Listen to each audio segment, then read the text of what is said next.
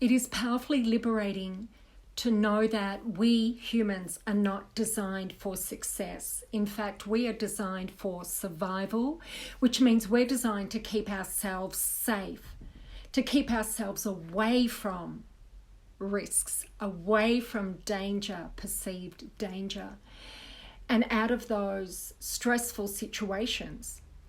And yet, if we want to achieve a goal, a vision, our new desired reality, we in fact need to put ourselves into a stressful situation. We need to be in those uncomfortable places, taking risks and taking challenges. So this is a real dichotomy. This is a real place of confusion for our physiology, for our mind and body. It is what gets us, keeps us stuck. It is what, you try and you're not progressing as far as you want to. It's that yo-yoing between your current reality, which is in fact your past reality, and your desire for a new reality. It is that yo-yo between those two. So it's kind of like one step forward, one step back. Or you're making progress. You are making successes, only you haven't broken through to that beautiful, desired reality. So you kind of feel like, when is my breakthrough coming? When is my success coming? Or we feel stuck under a kind of ceiling that limits us. We're not making progress as we should be, could be, and we feel, some sort of blame on ourselves that maybe we don't have what it takes, or, maybe I need more skills. Maybe I need to go back and learn more. Maybe it's because English is my second language. Whatever we have in our way, maybe it's because you're a woman. Maybe it's because you feel like you just don't have all the information you need, like whatever it is. But what we're doing is going through the negative bias, which is our survival mechanism. These are the lower centers of the brain. It's the first place that everything we see, feel, do is processed. And it's critical. And it's all about what we should and shouldn't, can and can't, what's possible and not possible for us. And so we're yo-yoing between that. What's happening is our survival centers are looking for what might go wrong and to prevent what might go wrong and keep us safe. So how do we bypass our survival mechanism, that negative bias, what I call the critical mind? How do we bypass that? Well, the first place is simply we must acknowledge that we are, in fact, in our critical mind, in that negative bias. And we get to realize that getting outside of our critical mind is getting outside of our comfort zone. And outside of our comfort zone is discomfort. But on the other side of discomfort is our desired reality. So we get to be conscious and choose to be in a state of flow. But to get into this state of flow, we must first get into that discomfort of getting outside of our comfort zone. We must get comfortable with the discomfort. So that yo-yo, that current reality, which is really our past reality, and we're moving towards, we take action, we do things that move us towards our desired reality.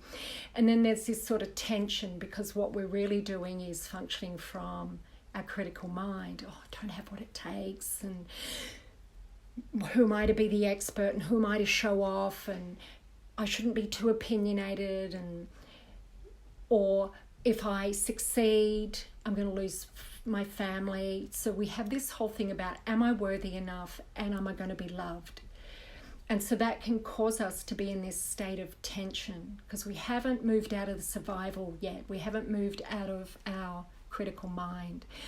We need to leave the critical mind, and it will be uncomfortable. It feels physically agitating. And we can be fearful even, frustrated, overwhelmed, nervous, scared, uncertain. And the way that we get into a state of flow is by bringing certainty back in, by finding a way to tell ourselves that, understand and know that it is going to be uncomfortable. It may feel stressful, and we probably will fail a few times. Only failure is not personal. Doesn't make us ourselves a failure. It simply means that way didn't work, I'll try another. Or I need to be more aware when I do what I'm doing so that I don't fail. It's just a lesson. It's not trying to bring us a lesson, but we can find the lesson in it when we fail. So what else do I want to say to you? I want to say, in order to get into a state of flow, isn't just I'm going to get into this feel-good place. Yes, that is part of it. Our emotions definitely anchor us. But what it is us knowing that once we move out of the lower centers of our survival mechanism, our negative bias, that critical part of us, when we leave those safety shores, it's uncomfortable because it's new territory. It's unknown to us. So the way to get through it is to actually plan for your future, to have good strategies, to have the right structure. You see, it's like the freeze, flight, or fight in our nervous system. Freeze is when we, how we've got our current reality and want to move to our desired reality, but we're still kind of in our past reality, so we have this tension pulling us back from actually achieving all that we want to achieve. So we kind of might procrastinate or get stuck in overwhelm or get stuck in frustration or anger or sadness or depression, a sort of depressed state. And that's that's freeze. Or flight. We might just run away and give up on our desired reality, maybe just for a time, maybe not forever. So that's kind of freeze and flight. So we kind of move away from it, or we just get into a state of procrastination, do nothing, freeze. Or there's flight, freeze, or fight. Or we use the fight part of our mechanism, which is we face what we're dealing with. We get face to face.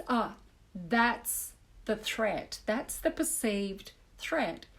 And the perceived threat is coming from my critical mind, my survival mechanism, and I appreciate that. However, I don't need to function from that because I know that I need to get beyond that thinking in order to move into a space where I am able to take on the challenge, take on the risk, and be okay with the level of pressure and stress that comes with this new risk, this new challenge, and not pull back so that I can get into that state of flow. So once we acknowledge it, and then we kind of look at it as in, we understand that this is the place we want to go, so we make a choice. And then you just start with the structure, and the structure is, the right structure will be the one that gets you to the next first step, and after that first step, the next first step, and then the next first step, the structure.